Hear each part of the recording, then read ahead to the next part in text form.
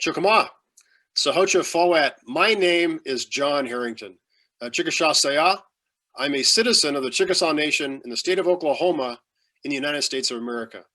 And it's my privilege and pleasure to be with you today at this year's World Indigenous Forum. Unfortunately, it has to be virtual. I wish I could be there in person, but given the world that we're currently living in, this is the best we can do. But it still really is a privilege and a pleasure for me to be with you and share a story about my journey to the astronaut corps as an Indigenous person. I was fortunate to fly aboard the Space Shuttle Endeavour on STS-113 back in November of 2002, and I'm considered the first member of federally recognized tribe, Indian tribe, in the United States, to fly in space. And I'm very fortunate and privileged to be in a position where I can be a role model to many Indigenous people that have never had a person in this role before. So I take that very serious. I take it from, it comes from my heart that I have the opportunity to share my story. Flying in space fundamentally changes the way a person looks at themselves and looks at the world they come from. And I am blessed that my ancestors gave me the opportunity to walk this earth as well as to fly above it. Because if they had not done what they had done and the decisions they made to survive, I would not have had that opportunity and we would not be having this conversation. So once again, it's really my privilege and pleasure to be with you today. I hope everybody's staying safe, washing your hands, socially distancing, and doing our best to, we can in this very, very difficult time. The guy right behind me is me. That was a photo taken of me on the International Space Station. I did 3 spacewalks and had the chance to see the world from a perspective that I only dreamed of as a child. So what I'd like to do today is share with you that journey I took to go from a small town in rural Oklahoma to the International Space Station. That guy right behind me. I have some videos I'd love to share with you, and I think at the end of this, we'll have the opportunity to do some Q&A.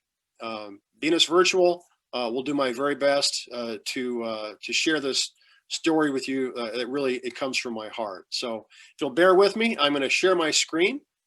When I was 8 years old, I used to sit in a cardboard box and dream I was going to the moon, because in the 1960s, that was what we were doing.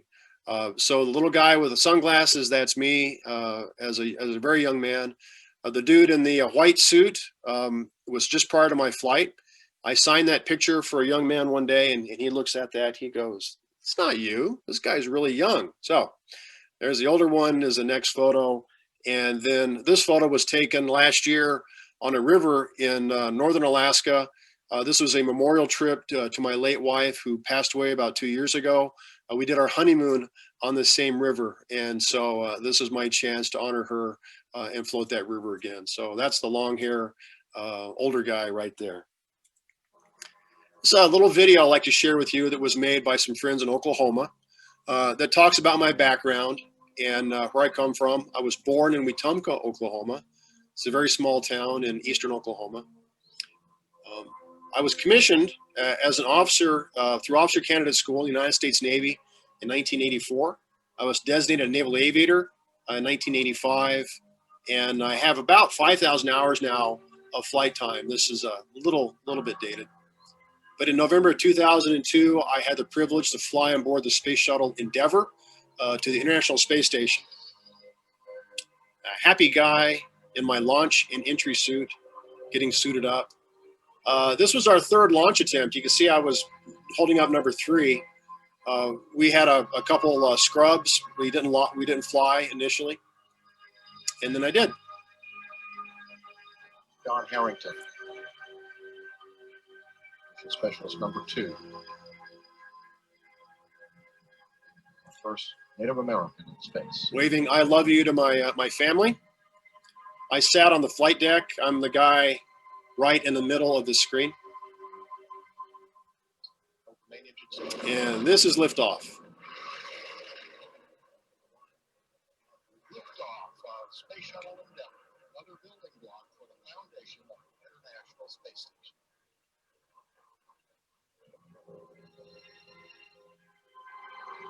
Very bright, very bumpy ride. It takes 8.5 minutes to get to orbit.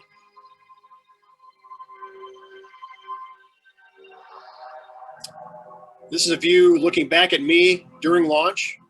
This is a very, very bumpy ride. Very bright.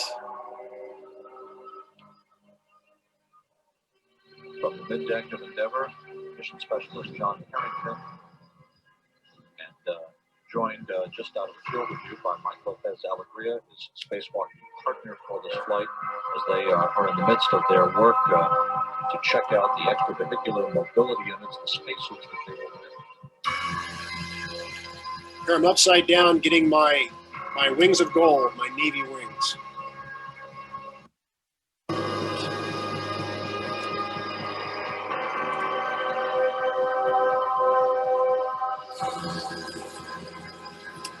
This is on the flight deck. That's my friend Don Pettit with a Hasselblad camera and a very scratched up window looking at the International Space Station.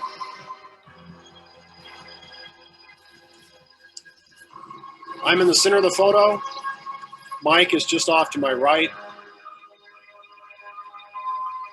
Beautiful view of the Earth. And the dark line we call the Terminator. We look at spacewalker John Herrington getting an early start on the cleanup activities for the end of the spacewalk.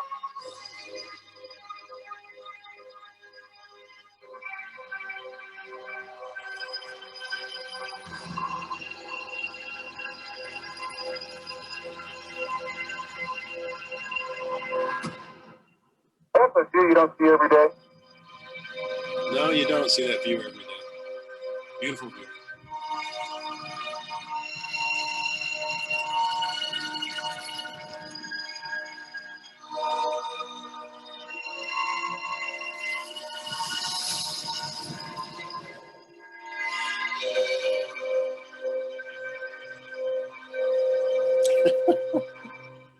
Always fun to see. Very happy guy.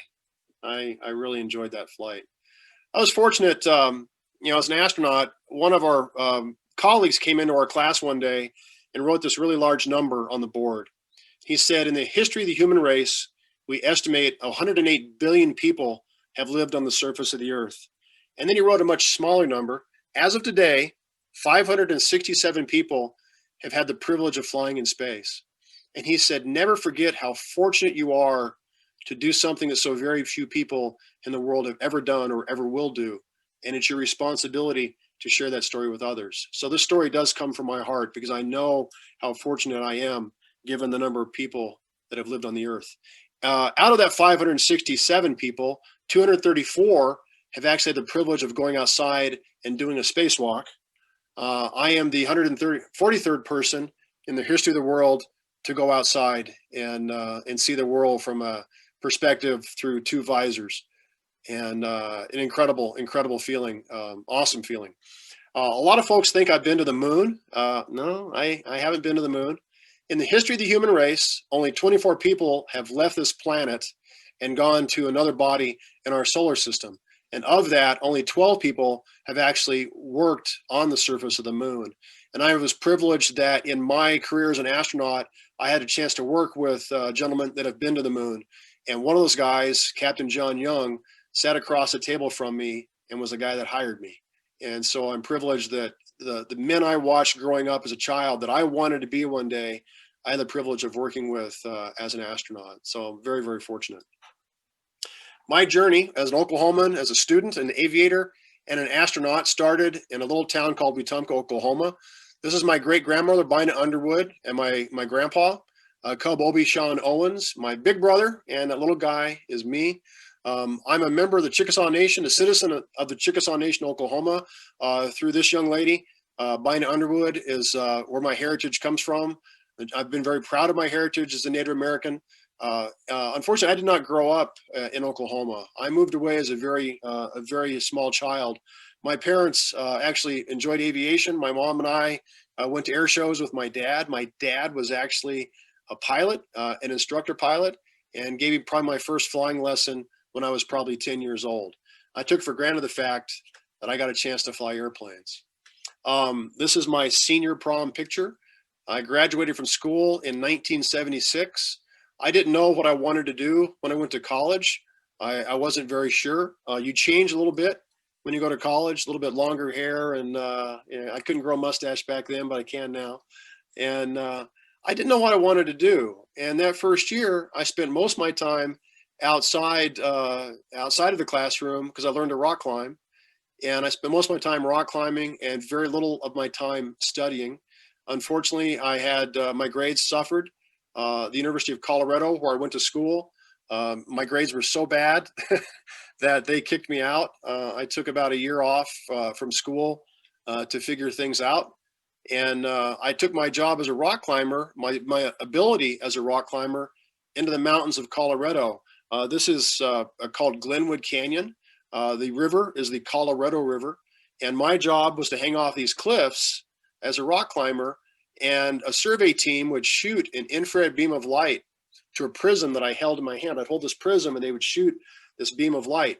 And so since light takes its constant velocity, constant speed, if you know the time it took for that light to go from here to here and back again, you can determine that distance. And if you know the angle of that beam of light, you can determine, X and Y.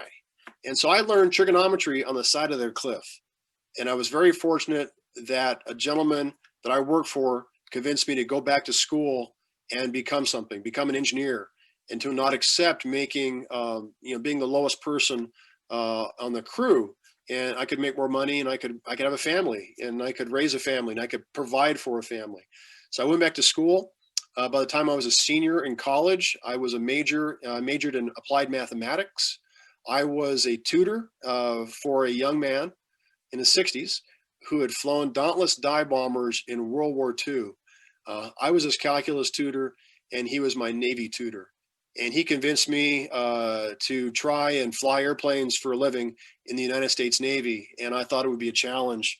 And so I did. They shaved all my hair off. About 14 weeks afterwards, I was an officer in the United States Navy. I went on to get my wings. I flew what's called a P-3 Orion. It's a large airplane that hunted submarines for about 4 years. And that I realized that dream I had as a kid, if I wanted to be an astronaut, I would need to do certain things as a naval aviator to be able to accomplish that. And that one of those things was test pilot school. So I applied to the United States Navy Test Pilot School. I was accepted. I spent about a year as a test pilot under instruction, about 2 years as a test pilot. And then I also know I needed to have an advanced education. So I went and earned a master's degree in aeronautical engineering. I applied twice to NASA, and I was very fortunate that on my second application, I was interviewed and selected. Had the best job in the office. I was a front seat aviator. I flew in the front seat of the jet. But I also had a chance to walk in space. And that was the high point of my professional career. Every crew designs their own patch. I'm the crew artist. Whoops, it's over here. I designed this patch. The commander, Jim Weatherby, Paul Lockhart, myself, Mike Lopez Alegria. Mike was born in Madrid, Spain. He grew up in Los Angeles. We all have nicknames or call signs. His is LA. That works really well. Our job was to take 3 people to space: Ken Barasox, Nick Boudin, and Don Pettit, and bring back Valery Korzun, Peggy Whitson, and Sergei Trestchev. Our secondary mission was to install a large truss on the outside of the space station, and that's what we did. The 4 of us, Jim, Paul, Mike, and myself, there's actually 6 people in this photo because these suits Mike and I are wearing weigh about 300 pounds apiece. And we don't want to get hurt. NASA puts a guy behind us to hold us up in case we fall over. The young man holding my nose is Gus Loria. He was our pilot. Unfortunately, had a medical issue, couldn't fly with us, and so we flew with an Air Force guy named Paul Lockhart. Great, wonderful group of people. Off the launch pad in November of 2002, about 7 million pounds of thrust pushing the space shuttle. Myself and my crew into orbit. 8.5 minutes from liftoff to orbit. A time-elapse photo, we go up and around the Earth. And so when the engines quit, you're doing about 27,000 kilometers per hour, 17,500 miles per hour. And when the engines quit, you go from weighing 3 times your normal body weight or 3 times your normal body weight to 0 in your weightless, and everything floats. And the first thing that I did was let go of my checklist and watch my book hover in front of my eyes, and it never, ever done that before. This is a great view over New Zealand, the North and South Island. This is called Cook Strait. Great shot of the Endeavour arriving to the International Space Station. And they took that photo of us, and we took this photo of them. We docked up here at the front, and we installed a truss identical to this right on this side, actually on the left side of Space Station. We did that doing 3 spacewalks. Mike and I performed the 3 spacewalks. The suit weighs 300 pounds. It weighs nothing in space, but it still has mass. It still has, you have to move it around. And it can be quite difficult. We train in a pool in Houston, Texas. But once you get into space, there's no water, and and you move around very, very easily. It's a great shot up in front of the space station. I was crawling. Actually, it's called space crawling, not space walking, because you don't walk. You hand over hand. And I came along, and Mike said to wave, and he took this beautiful photo of me. This little tether, this line right here, is a steel cable that keeps me from floating off into the vastness of space if for some reason I inadvertently let go. And my mom said, don't let go. And when you do let go, make sure you're tethered. So I did what my mom told me to. It's a great shot Mike took of me. This is Canadian robotic arm, Canada Arm 2. A great shot of the Space Shuttle Endeavour, and the little guy right there holding a camera is taking a picture of the guy who just taken a picture of me. This is Mike. He's about halfway down the space station. Space station is now about the size of a football pitch, a soccer pitch, about 100 yards long. Everywhere the sun is shining here on the white in the daytime, it's about 200 degrees Fahrenheit, 100 degrees centigrade, roughly. At night, when the sun goes down, 45 minutes later, it's about minus 200. And so you have this very, very wide temperature swing in space. Here's a great shot of Jim, my commander, playing with a pair of pliers. And you see how the pliers, they swaps its axis of rotation due to an instability. This is a bag of pistachios that my kids gave me. And I'm not very good at eating the pistachios. This is Peggy Whitson. She was on the space station. We brought her home, and she taught me how to eat pistachios in space. This is just a bag of orange drink. You can see the liquid is orange, just water.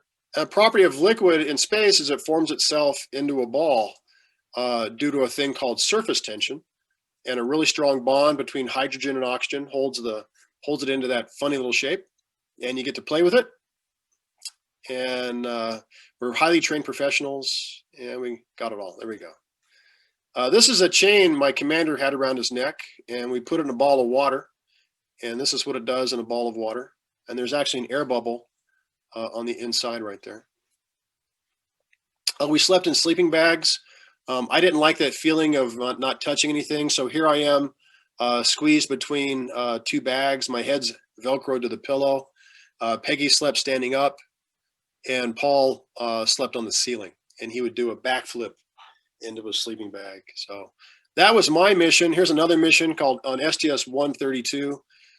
They had a seriously fun time in space, and I like to show this to show you some of the things that we tend to do when we have time on our hands. And you can sit and do a flip, and you can somersaults until you hit your head if you're not careful. This gentleman's named Garrett Reisman. Yeah, there's a lot of water. A lot of fun.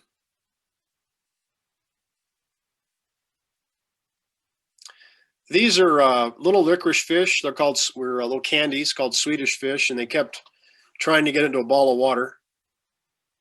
And you see the water actually will stick to you. This is a 4th time's a charm. A little sped up here, but there you go. Fish in water, candied fish in water.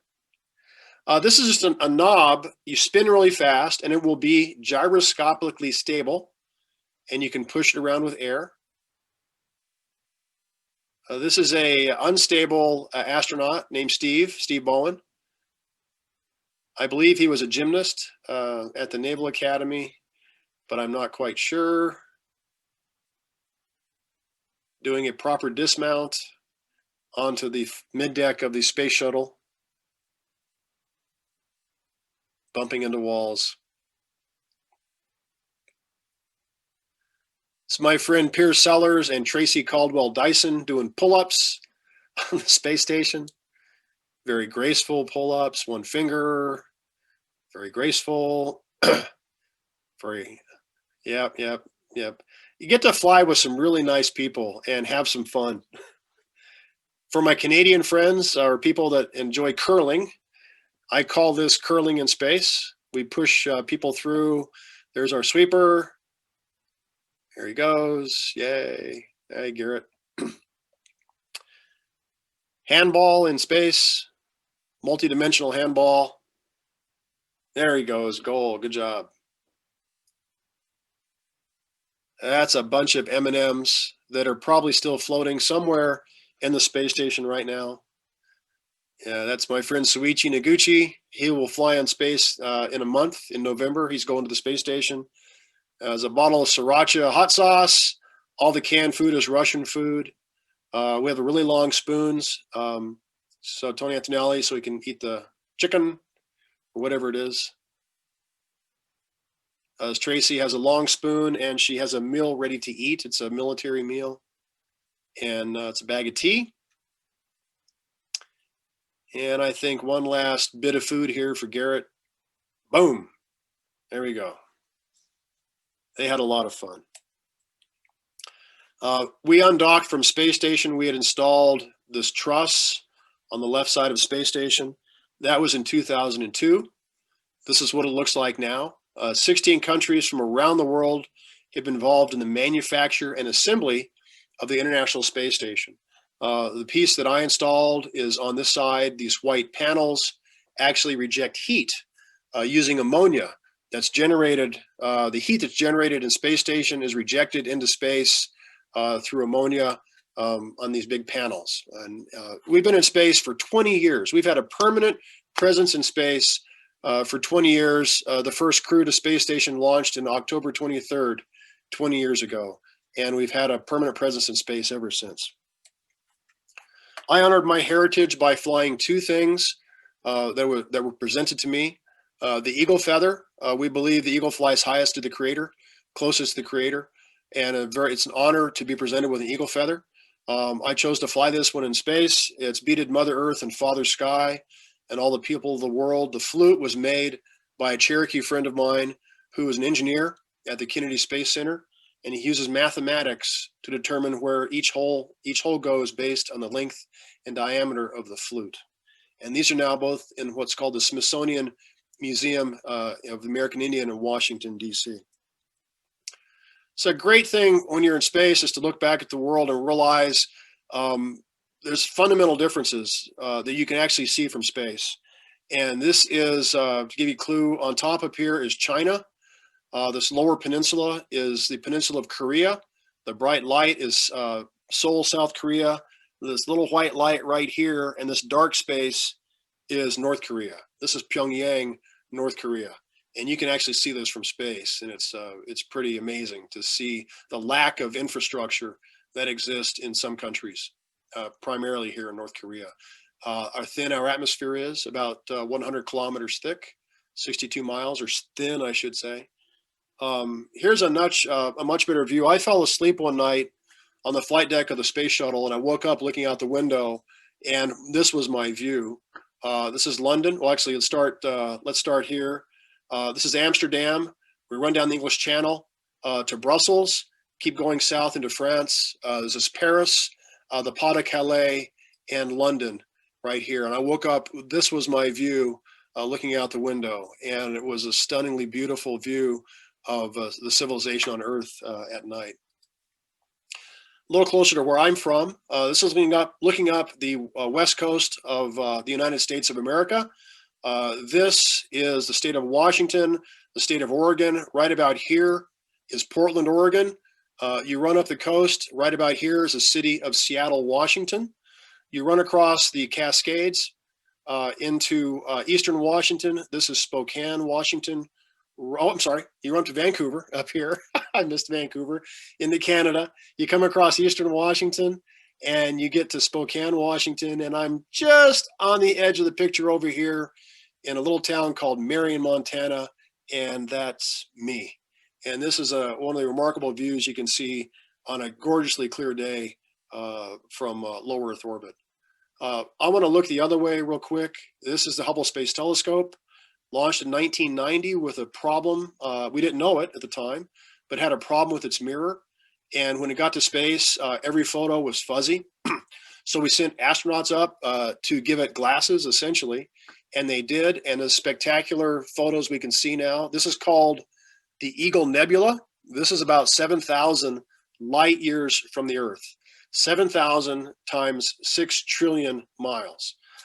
This photo is tall columns of hydrogen gas and dust. And this is actually the birthplace of stars. This is a stellar nursery. And if you look on each of these things, the height of this from top to bottom is 1 light year long, 6 trillion miles. This is a 7,000-year-old picture. It took 7,000 years for the light from this formation to make it across to the Hubble Space Telescope. Another remarkable photo taken by the Hubble. If you can imagine taking a coin and looking at the eye of the person on the coin at the end of your arm, that is the point in the sky that this photo is. This was taken over a 10-day period, roughly. There's a star in the foreground here and a star in the foreground here. Everything else in the background is a galaxy. Every one of these dots has hundreds of billions of stars. Now take that one dot you're looking at, this one photo, and put it all over the visible universe. And we estimate there's probably 1 to 2 trillion galaxies in the visible universe. And if you think there's 100 to 200 billion stars in every galaxy, they estimate for every grain of sand on the surface of the Earth, there's a star in the visible universe. And I get asked all the time, do I believe in aliens? Do I believe in aliens and flying saucers that have come to the Earth? No. Do I believe life exists in the universe? Yes, I do. Why? Because of this photo. Statistically, the probability that life exists in the universe is great because of the number of stars that are out there and the planets we know are around some stars. So somewhere out in the vastness of the universe, I think life does exist. And fundamental question that we've always asked, and hopefully one day we'll answer that. Back on the space shuttle, coming home, this is what books do in 0G. Landed after about 2 weeks. Never felt so heavy, couldn't stand up. I was nauseated, it was not fun. It took about a week to get used to being back on the Earth. And unfortunately, the mission right after mine was the STS-107, the Columbia. The Columbia disintegrated on reentry. I lost 7 friends on Columbia. 3 were my classmates. We didn't fly for a couple years, and I didn't know if I'd ever fly again. I was training for a space station mission, but I have a medical issue that kept me from flying on a Russian spacecraft. And so I left the office and went to work for, I left the office, went to work in the commercial space world for a little bit. Ended up deciding to ride a bicycle across the United States from Cape Flattery, Washington, all the way to Cape Canaveral. And I stopped and talked to Native American students, Indigenous kids, and NASA Explorer schools across the country. 7 days into the bike ride, I met a woman who was my host, who I proposed to at the end of the bike ride. I married her. I moved to Idaho, went back to school. I earned a PhD in education. I called, the sad part of that story is my wife passed away 2 years ago. But I went ahead and I followed her desire to really promote education because she was an educator and a journalist. I called this trip Rocket Trek. And here's a real quick video of that bike ride.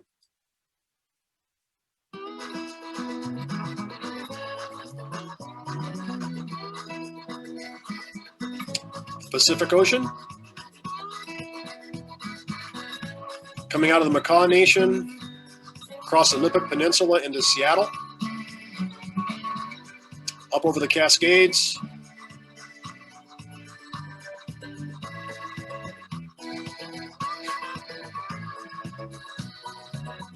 found a lot of really strange things on the road, into Idaho, gas costs arm and a leg, into Montana,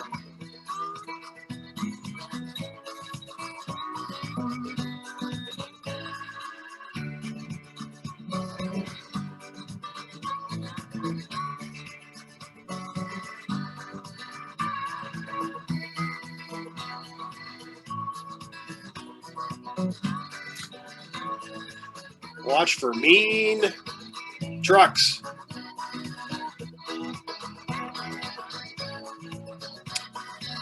The Japanese gentleman pedaled from Prudhoe Bay, Alaska to Tierra del Fuego, Argentina.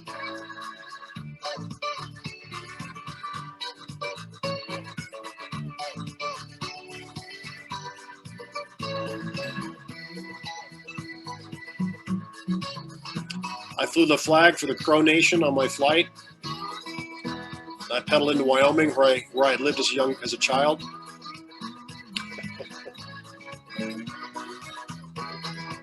A lot of steep climbs, a lot of rattlesnakes.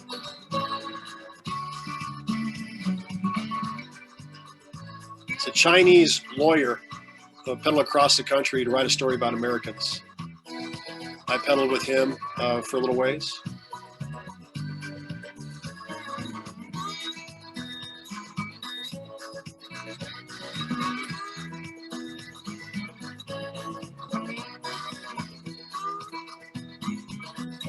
Across Kansas into Oklahoma, into my tribal headquarters in Chickasaw Nation, Ada, Oklahoma.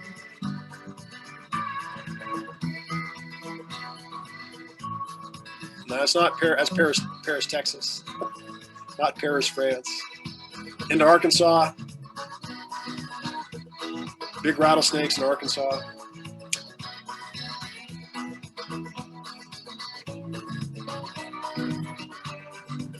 Across the Mississippi River into Mississippi.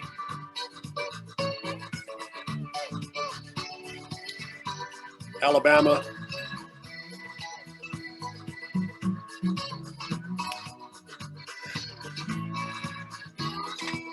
Britney Spears, the singer.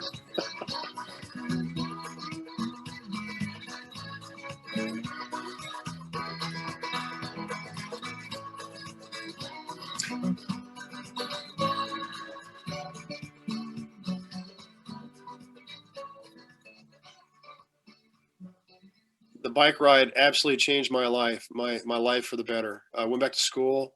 I earned a PhD in education and work with Native American students, the factors that motivate and engage kids to study math and science. After my wife passed away, I got a call to participate in a movie, an IMAX movie with a young lady who was a TV star named Ariel Tweedo. And Ariel and I had a chance to travel across the United States, filming in a very large screen format, a movie called Into America's Wild, or Into Nature's Wild, where it's overseas. We had a great time all across the United States. It really helped me out in the year after my wife passed away to meet a lot of really neat people and to make a remarkable movie that came out this year. Hopefully I get a chance to travel the world once COVID is gone away to share the story of this making of this movie with Ariel Tweedo. We had fun. Here's a real quick video of that.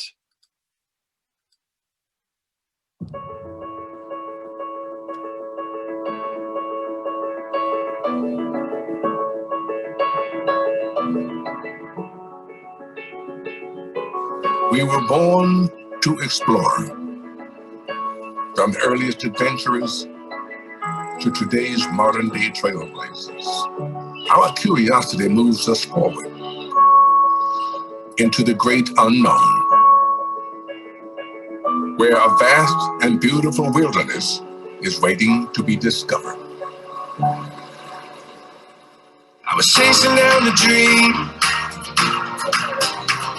like you always taught me to. The creators of National Parks Adventure invite you on an exciting journey into the natural wonders of America.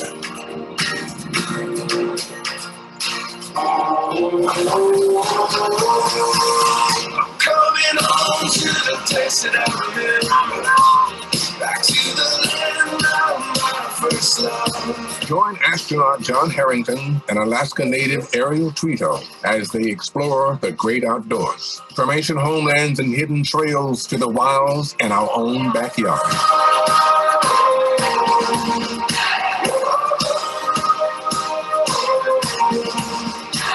Take a step off the beaten path into nature's secret wonders and find out what it means to be at home in the wild. I'm coming home to the place that I remember, back to the land of my first love. McGillivray Freeman's Into America's Wild, a film for IMAX and giant screen theaters.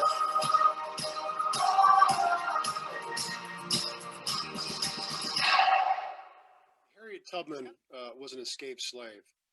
Back in the 1800s, she said this: "Every great dream begins with a dreamer. Always remember you have the strength, the patience, and the passion to reach for the stars and to change the world." You know, Harriet Tubman, as an escaped slave, was also a nurse for the Union Army in the Civil War, and also helped run what was called the Underground Railroad, helping other escaped slaves make their way to freedom in Canada. And Harriet Tubman was supposed to replace Andrew Jackson on the $20 bill in the United States. And I wish she would have, because Andrew Jackson was a president that kicked my tribe out of the southeastern United States into Indian territory on what was called the Trail of Tears. And many indigenous people had died during that journey. So hopefully in the near future, Harriet Tubman will become a person on our currency, and that would be great. I'm going to stop sharing my screen here really quick and come back to you. One of the things that I work with Native American students in my PhD work as an educator. And I tell my students, the people that I work with, that our ancestors, our indigenous ancestors, were engineers and scientists. They were solving problems, and they were doing things. They were astronomers, they were biologists, they were chemists, they were incredibly capable scientists, engineers. It is in our DNA as indigenous people that our ancestors has given us the opportunity to do remarkable things in this world. My grandfather was born right about the time we first flew airplanes, when the Wright brothers first flew. And then his grandson had the chance to walk in space. So in the short period of one man's lifetime, we were able to accomplish great things. I know that the only reason that I am on this earth is that my ancestors gave me that opportunity and allowed me the privilege to be able to use my mind and to use those things and the people around me, the mentors, to motivate me to do something with my life that I only dreamed about as a child. So as indigenous people, we have the opportunity. We are the stewards of the earth. We are the caretakers. And I think when you see the earth from the perspective that I've had the opportunity as an astronaut, it really fundamentally changes your perspective on the importance of taking care of the planet that we inhabit. You know, people talk about going on into the solar system and inhabiting Mars. And I think that's a fabulous idea at some point in the future.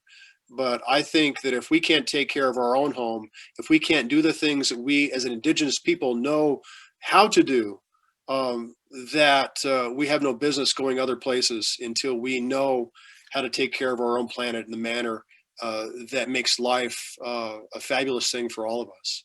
This is all we have right now, and we need to do our very best. As indigenous people, we have that opportunity. As indigenous people, others look to us for knowledge that has been passed down to us over generations on how to best solve those problems. And I've been privileged that I've been able to do what my ancestors allowed me the opportunity to do. And I hope 7 generations from now, when I am the ancestor, that my descendants, I have the privilege of enjoying a life here on Earth that many of us have been privileged to have. So I want to thank everybody for the opportunity to let me come onto your computer screens. I wish I was there in person, and hopefully someday I'll be able to. I want to wish the very best to everyone. Coming from the heart, from my heart to you, it's been an honor and privilege to be with you today, and thank you so much for this opportunity. Please be safe, wash your hands, wear a mask, socially distance until we put this pandemic behind us and move on and do the very best that we can do for ourselves and our families. So Yokoke, thank you, and good day to everyone.